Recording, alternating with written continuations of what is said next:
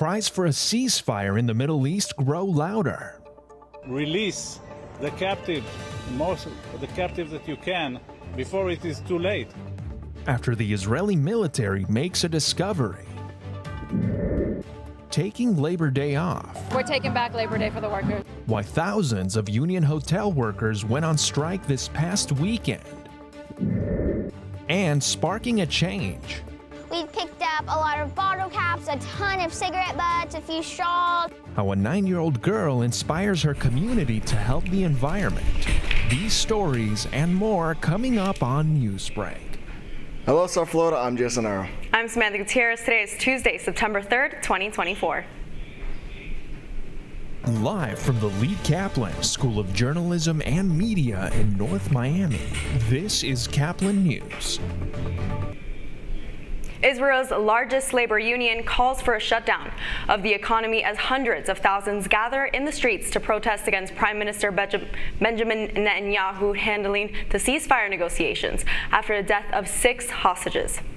Protests in Israel continue following Israel's military discovery of 6 bodies belonging to hostages who were held captive by Hamas. As CNN's John Lawrence reports, this comes right after the country's largest labor union goes on strike. Mass demonstrations throughout Israel, including Tel Aviv, where police used stun grenades to clear crowds and say they arrested more than 24 people Sunday. I'm all the time at the verge of crying. It's a terrible grief. The protests are in response to the Israel Defense Forces discovery Saturday of the bodies of 6 hostages in a tunnel in Gaza. Many Israelis are blaming the deaths on their country's leaders for not coming to terms on a ceasefire with Hamas. They should take responsibility and do the most necessary thing is like release the captives, most of the captives that you can, before it is too late. While Hamas issued a statement Sunday saying Israel, quote, bears responsibility for the 6 deaths, Israeli Prime Minister Benjamin Netanyahu claims Hamas is refusing all ceasefire proposals. The government of Israel is committed, and I am personally committed, to continue striving towards a deal that will return all of our hostages and ensure our security and our existence. U.S. officials say despite the hostage deaths, ceasefire talks continue, and the White House is hoping to see results soon. We should end this war. I think we're on the verge of having an agreement. It's just time to end it. I'm John Lawrence reporting. Before hitting the campaign trail, Kamala Harris this week, President Joe Biden will meet with the Vice President as the U.S. hostage deal negotiation team. They received an update from the U.S. negotiation team on the status of the ceasefire proposal outlined by U.S., Qatar, and Egypt. According to the White House, they, quote, discussed the next steps on this ongoing effort to secure the release of the hostages, end quote. The president also told the interviewer yesterday that he didn't believe Israel's Prime Minister Benjamin Netanyahu wasn't doing enough to reach a deal. A seized airplane once belonging to Venezuelan leader Nicolas Maduro is in South Florida this morning. The plane arrived in Fort Lauderdale yesterday after it was seized in the Dominican Republic. The U.S. seized the aircraft after determining that its purchase violated U.S. sanctions. This comes as the Biden administration expresses concerns over the Latin American country's election and its credibility. Yesterday in Venezuela, Maduro's regime officials issued a warrant against opposition candidate Edmundo González Urrutia. Venezuelan General Attorney Office accused González of conspiracy amongst other crime. González claims all the accusations go against Venezuelan people's desire. This comes as Maduro faces international backlash after evidence suggests his government committed fraud in July 28th's election. There's room for improvement, and not just the beginning of the message from hotel workers to management, as they threaten to expand their strike to even more chains. CNN's Amy Kiley reports on how the strike could affect guests. We're taking back Labor Day for the workers. Boston members of Hotel Worker Union Local 26 are on strike, among more than 10,000 colleagues in cities nationwide. We've been trying to bargain now for 5 months. Stalled bargaining with the heads of Hyatt, Hilton, and Marriott, among others, led to the weekend walkout, leaving little to no service for thousands of rooms from cities like Boston and Baltimore to Seattle and San Diego, and even some locations in Hawaii. We're going to do whatever it takes for us to have a better contract, better wages, better work conditions. I don't think we're getting the respect from Hilton that we deserve. Many travelers Monday faced long lines, closed amenities, and overstretched skeleton staff. They brought in managers from the surrounding area. We saw a temp agency go in today. There's usually only a few people that are juggling like 2 or 3 people's jobs. The union wants several pandemic-era cuts restored, like daily room cleanings. The hospitality industry has roared back from the COVID shutdowns, but union leaders say worker pay and benefits have not kept pace. The union is threatening to expand the strike to as many as 65 hotels across a dozen more cities. Hilton and Hyatt reps have both said their companies are committed to resuming negotiations and serving customers during the strike, service that is falling short for a number of frustrated holiday travelers. There's a lot of people that they can only afford one vacation a year. If you don't want to work, don't work. Somebody else will take your job. I'm Laura Aguirre reporting. A 9-year-old girl is conserving her local beaches in Georgia. She started a nonprofit and organizes cleanups to save sea life. As WTOC's Bronte Sorosky reports, she inspired her community on Tybee Island to turn the tide on trash. Labor Day weekend, drawing in crowds to Tybee, as well as trash littered throughout the island. I know some weird things are we've picked up a whole entire bracelet of beads that have been falling apart. We've picked up a lot of bottle caps, a ton of cigarette butts, a few straws. Thankfully, 9-year-old Lydia Clever, or Liddy, her mom, and some other volunteers are working hard to clean as much of Tybrisa Street as they can. I adopted Tybrisa Street out here in Tybee because of my nonprofit, and I wanted to get all of the trash up.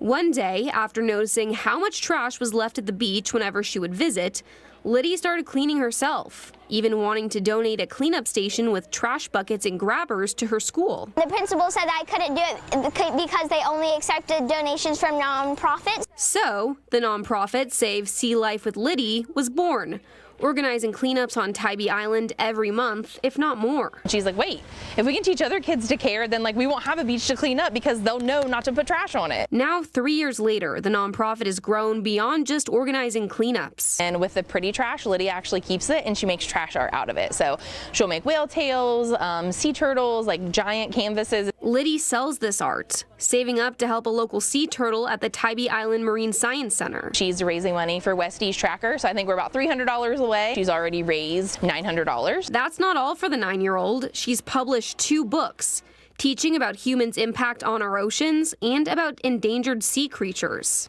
When asked how long Liddy plans to keep organizing these cleanups, I don't think I'll ever stop doing this because it makes me really, really happy to know that I'm giving back to the community. In her message to any kids out there watching, no act is too small, and you're never too young to make a difference. That was WTOC's Bronte Sorosky reporting. Lydia and her mom say they also do cleanups in city parks and in the woods when they go hiking. You know, Sam, Florida State did suffer a bad loss against the game. I don't know if you saw it the previous night. Well, that's still ahead, and so is the story. So, how long do you think we'll be here? I'm not talking to you.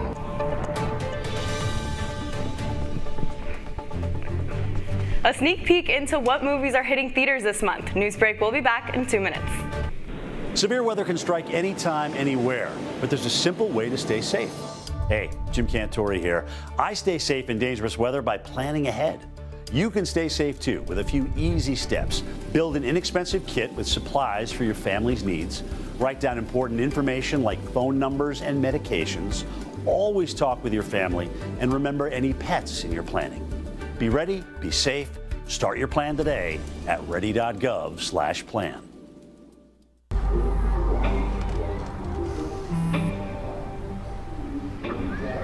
I don't know why you're so sad. You've got a roof over your head. You gotta stop with that depression stuff.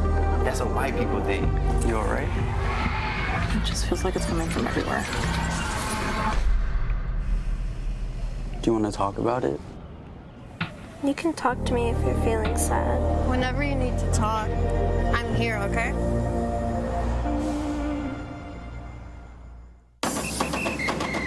If you're buzzed and doing this,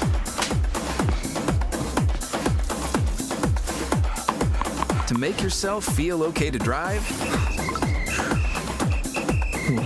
ZWX.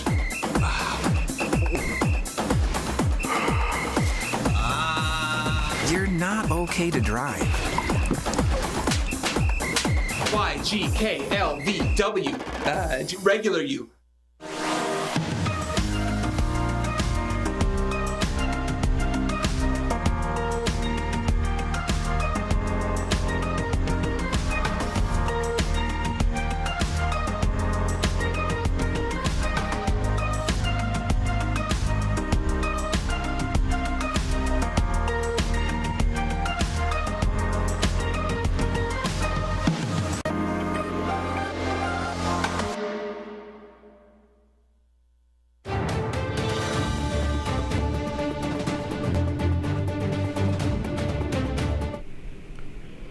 A big month for movies as the fall film season gets off to a strong start. Just because the summer blockbuster season is over doesn't mean that there aren't any good movies to watch. CNN's Rick Damangela has more on what flicks are in theaters this month. When I was a teenager, a trickster demon terrorized our entire family and tried to force me to marry him. It's been 36 years since the original Beetlejuice. Michael Keaton brings the character back to the big screen in Beetlejuice. Tim Burton returns to the director's chair, with Jenna Ortega joining original cast members Winona Ryder and Catherine O'Hara in the sequel.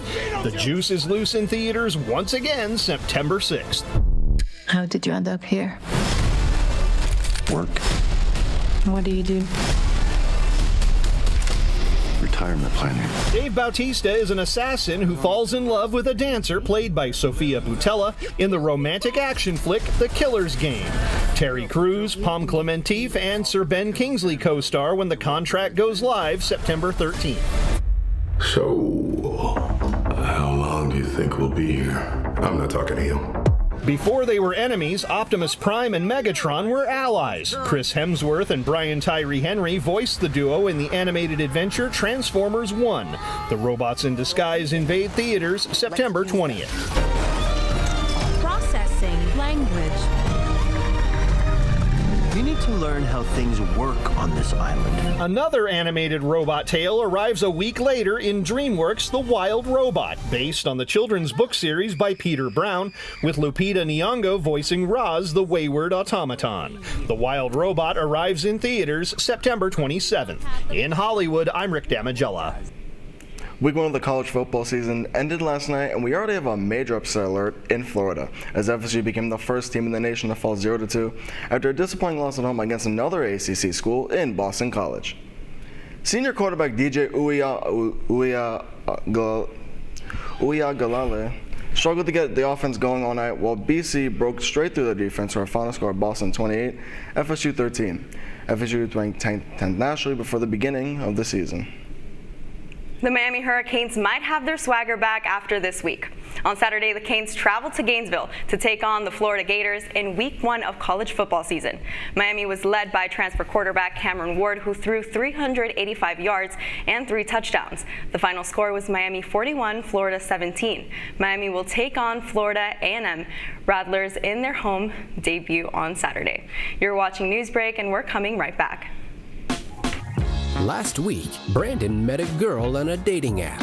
One day after work, he finally found the courage to ask her out. No answer. He started to panic. Was he being too pushy? Maybe it was too... Hey, sorry I didn't respond. I was driving.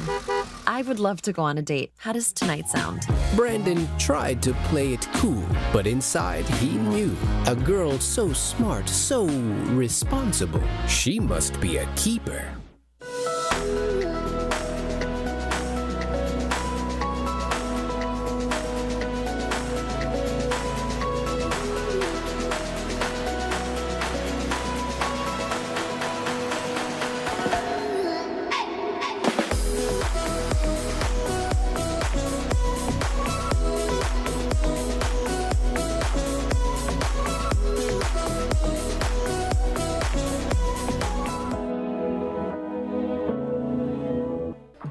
How do you know when you've made the right decision?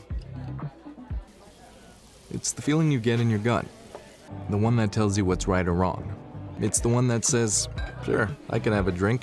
Or the feeling that says, okay, I've been drinking. Now what? It's the voice inside you that says, I'm buzzed. Better leave the car when it's time to go. Plan ahead. Catch a sober ride. Buzz driving is drunk driving. Every day, Millions of people are connecting and even though we're overcoming obstacles, Watching each other's backs, and banding together. we should still make an effort. We should still make an to effort. get to know each other, On a deeper level. Father, cosplayer, Mentor. actor.